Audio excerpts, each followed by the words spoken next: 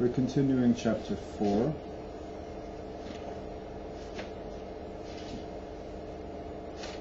In the introduction to the Beit Yaakov, the introduction to Chassidus and Kabbalah of Gershon Chenoch of Radzin. Another passage in the Zohar. What are we discussing, first of all? We're discussing the transmission of the mysteries of the Torah. And we're discussing the question, how did man serve God before the giving of the Torah? There were 26 generations from Adam until the giving of the Torah at Mount Sinai. How did man serve God before that? And the answer is through books. Man received a book, a divine book, a godly book, through which to know how to serve God. Zohar in Parshat Noach says the following. Rabbi Shimon said, if I had been alive at the time when the Holy One, blessed be He, gave the book to Chanoch and the book to Adam, I would have made great efforts not to be around other people. What does this mean? It means that the seclusion is a key element in communing with the divine. One cannot successfully commune with the divine if he is constantly involved in the world.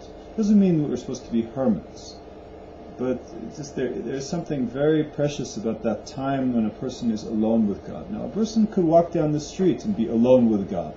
He could go walk down the main road of Jerusalem, Jaffa Road, the hustle and bustle with all the people, and it could be a forest of people, a forest of cars and people, and he's alone. It's something between one's ears that he can be alone and separate and in a very positive sense and commune with God. But as Rabbi Shimon was saying that this, I don't know what he's saying, but I know the words we have here that we have to think about are that if he had been alive at the time of Adam or Chanoch, he would have made great efforts to be alone and not around other people when he's studying this book and applying its knowledge in action, speech, and thought. The Zohar in Parshat Yitro says, Rabbi Shimon said, I raise my hands in prayer to the one who created the world. This is a verse in Genesis chapter 14. Even though our predecessors have revealed hidden supernal knowledge in this verse, one would do well to look into and contemplate the secrets of the book of Adam, because this is the source of the hidden book of Shlomo Melech. Shlomo Melech had a hidden book, and its knowledge, everything in that book was rooted in the book of Adam. Unless we find that Shem and Ever, the great scholars who taught Jacob, Shem and Ever had a house of study. When Rivka was pregnant and the twins were fighting in her womb, she went and asked of God. The Midrash tells us that she went to the house of study of Shem and Ever. The Talmud teaches us that Yaakov hid himself from Esav in the house of Ever. When Yaakov was running away for his life from his brother Esav, where did he go? He went to study. He went to the house of Ever. Similarly, we find with the generations of the Bible that the generations of the Bible produced several oral traditions of the mysteries of the Torah that were received as valid by our sages. It is accepted that the Kabbalistic book Raziel HaMalach is the same as the book of Adam and the book of Chanoch, but clearly, when we look at the version of the book of Raziel HaMalach that exists today, that we have in our hands, I have a copy right in this room, that we see many additions from later sages. We find it from Otiot Rabbi Akiva, the letters of Rabbi Akiva, and the Pirkei de Rabbi Eliezer, and the manuscripts of the Geonim, the Jewish scholars and rabbis from the 8th century. Roughly from 700 to 1000 of the common era in Babylon, or the Geonim. Other material was added on. The book of Adam is the book of Raziel HaMalach. But Raziel HaMalach the one we have is very different, because each generation adds to this oral tradition. The Geonim and Pirkei Rabbi Eliezer and Otiot Rabbi Akiva, they all found their way into the Raziel HaMalach that we have today. We don't have the pure book of Adam. We don't have the pure book of Chanoch. We don't have the pure book.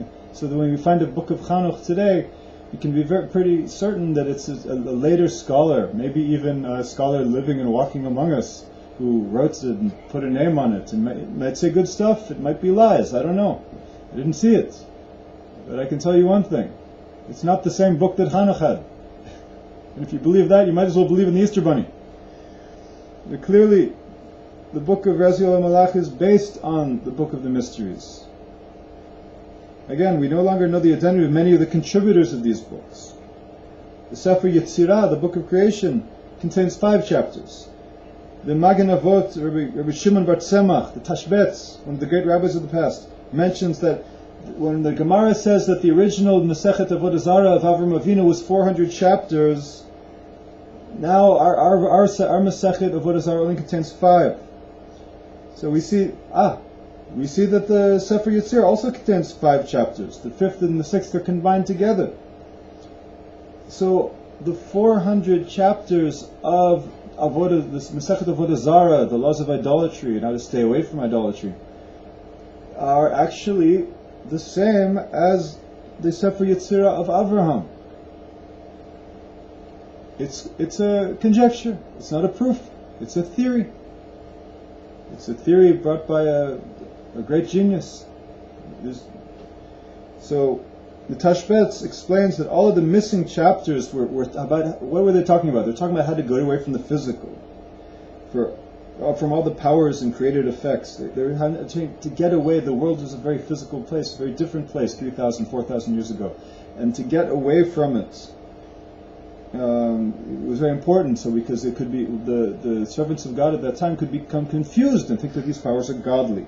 So that which remains of the missing chapters is what we have now, the Sefer Yetzirah. So the Sefer Yetzirah was in Abraham's hands. In Abraham's hands it had 400 chapters to it, and our Sefer Yetzirah has 5 chapters to it. And what the missing chapters were ways to get away from the physical. Not be steeped in the physical and confuse the physical with the godly. This is the knowledge that man needs to serve the Rabbanu Shel Olam. In the book, he separated the holy ways of Avodas Hashem, divine service, from the prohibited forms. This is as we find written in the Sefer Yetzirah, in the very first chapter. Understand with wisdom and be wise with understanding, and establish the matter with clarity, and return the Creator to his base. When our mind is working in the proper way, and we use the knowledge of the Torah, in the words of the Sefer Yetzirah, we return the Creator to his base.